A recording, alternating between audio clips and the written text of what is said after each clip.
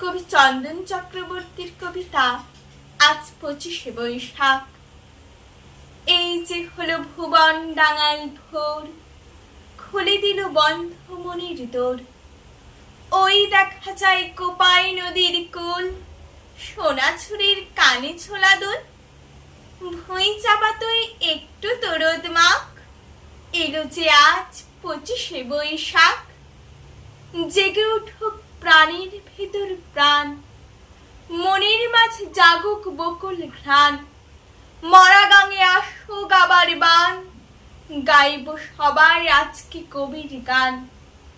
একটু পরে বেজে উঠবে শাঁখ, আজ যে হলো 25শে বৈশাখ। ছাতির তলায় কবি আসেন আজ, কৃষ্ণচূড়ার তাই তো এত সাজ। দীপ জ্বেলেছে এবার জ্বালব ধূপ, কবিগুরুর স্মরণে থাকবো চুপ।